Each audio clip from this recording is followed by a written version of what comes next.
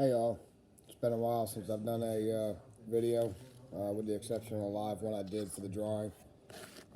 Just thought I'd come on and talk a little bit about transport, what we do, how we do it. If you follow the rescue pages or any of the transport groups, you'll see one. I guess now it's probably been a couple weeks, maybe a week and a half. They had a dog slip a leash or collar. Not exactly sure how that happened. The dog got away at a rest stop. Got away from the transport group. A couple days later, the dog was found dead. I know a lot of people have seen the other one where I believe it was a husband and wife transport group, transporting dogs up to Canada. Got into a accident. One of them ended up dying. I'm not sure about the other one. The last I saw was they were in the hospital. I think only 16 or 17 of those dogs got recovered. The other ones were still missing. As a couple days ago that I saw. Transport's not real easy. I'm not condoning the loss of the dog that got away and ended up being found dead. Not by any means. You have to pay attention to the dogs that you have. Pay attention to what the fosters tell you, or the rescue, whichever one has them, or even the boarding place, or if you're picking up from a vet clinic. Listen to what they got to say. You know, it may be trying to tell you that the dog's a flight risk, that you should double leash with a slip leash. We do if we even remotely think that a dog is going to give us trouble walking due to fear or just stress of the trip. That dog will at least have a slip leash on. Will be walked by themselves to try to get them calmed down a little bit more and get them back on the trailer, back in the kennel where they're secured. In the event that we do have a dog like that on ours, we both of us are in the trailer.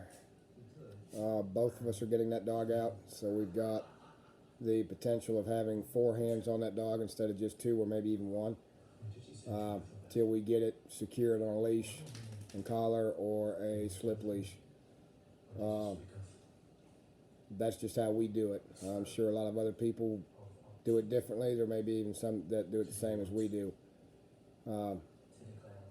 We've been doing this a little over a year, probably closer to a year and a half. We have learned every trip. The rescue that I transport for in Connecticut, they made a run down to Tennessee to pick some up. I watched that post because I was kind of interested to see how that was going to turn out. They did really well. They got all the dogs secured, and they got them all back to Connecticut safely, and nobody was hurt. Everybody arrived back in Connecticut with all their limbs and fingers and all the dogs that they picked up in Tennessee. So the person that was heading that transport did make the comment that they got a whole new respect for us and people like us that do this on a regular basis. It's a lot of work. If you think that it's just a matter of throwing a dog in a kennel, closing the doors on your van or trailer or bus or whatever you're using, and driving down the road, you're sadly mistaken. The dogs are the biggest priority. They always will be. We come second until we get the last dog off.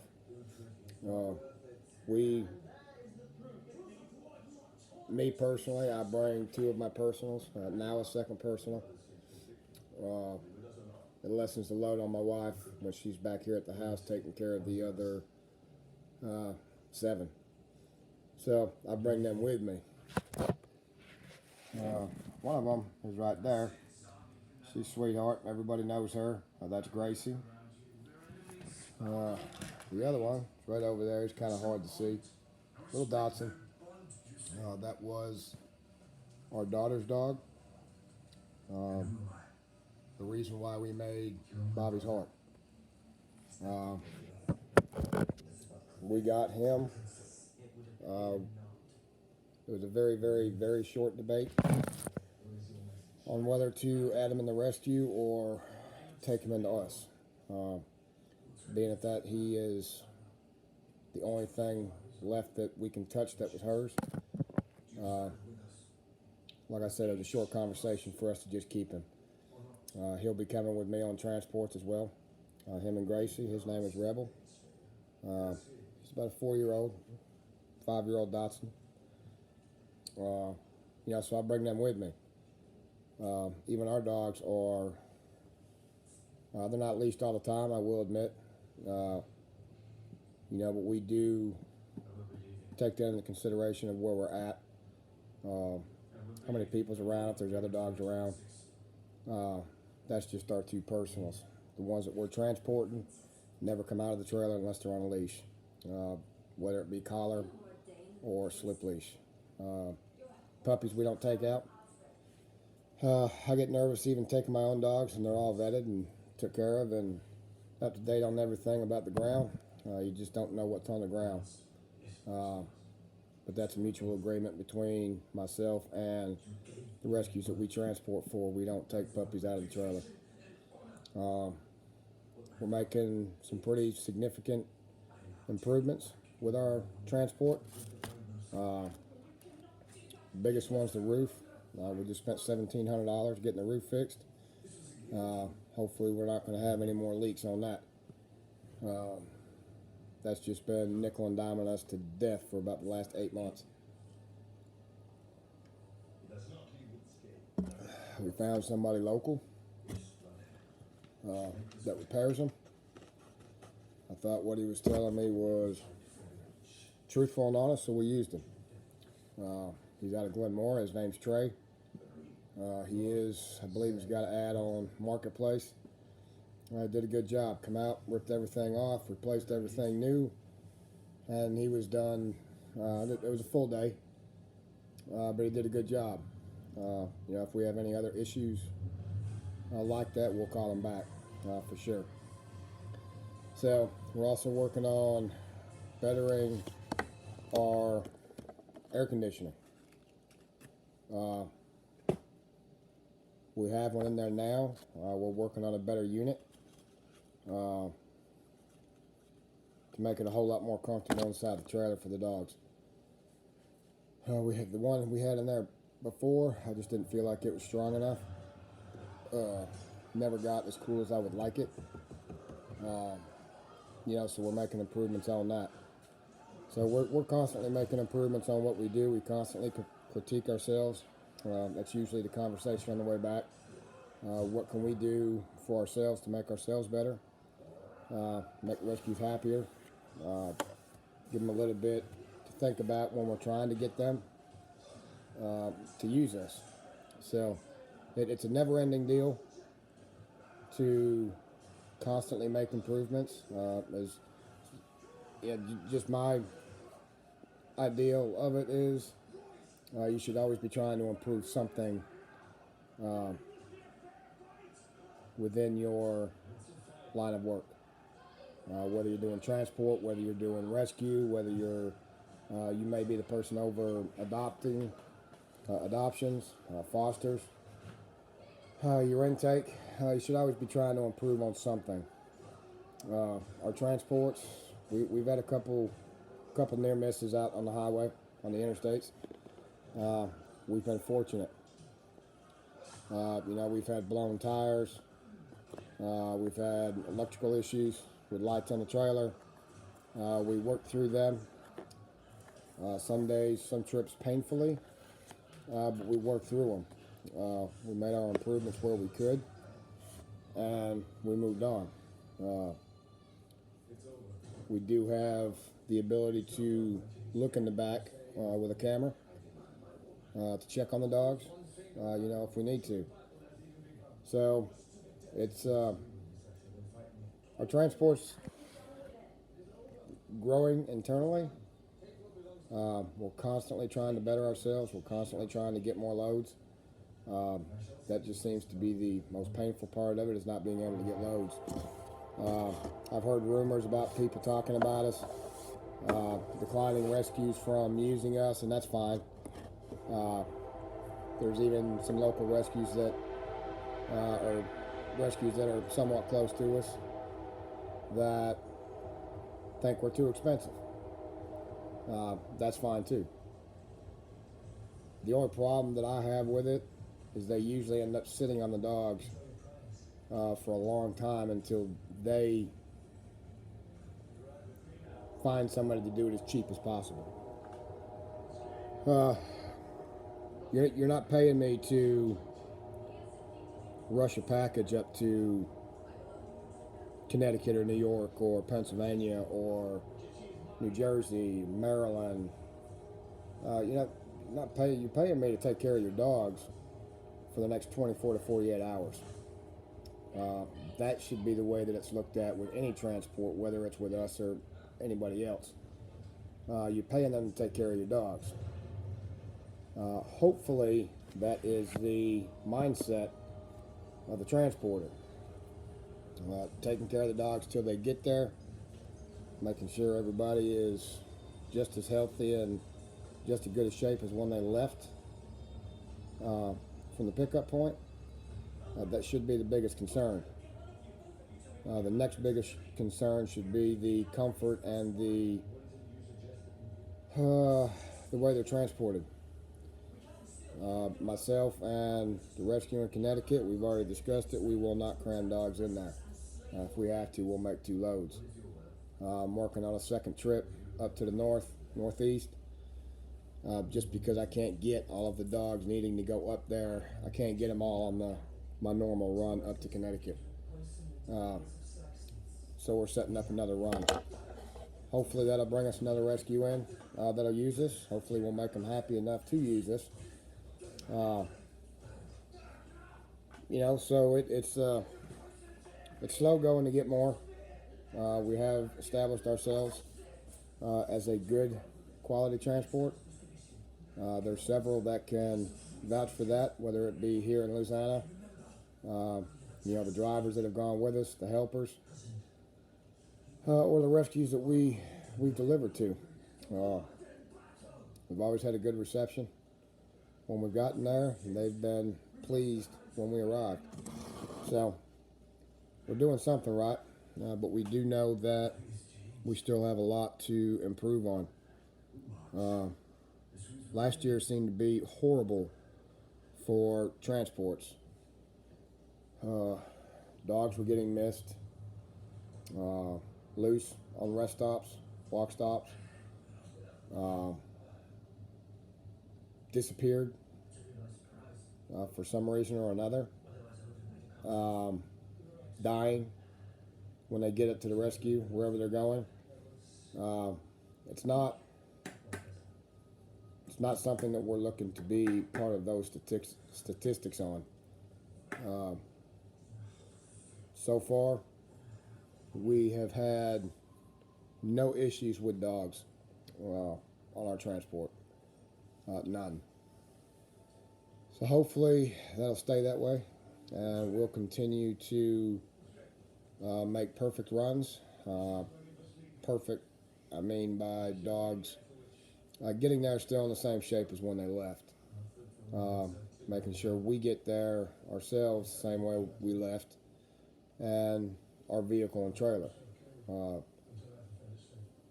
those of you that don't know or don't understand how it works, you're more than welcome to hit me up on Facebook or hit your local transport group up. They should be willing to, kind of give you an insight on what they do. It's hard work. We had 39 dogs last run, 41 including my 2, and 2 people. It's a lot of work. Making sure that the dogs have clean and dry blankets to sleep on in their kennels. Making sure we get all of them fed and watered when they need to be. We've had, last couple trips, we've had dogs that needed medication before they got there, a couple times before they got there.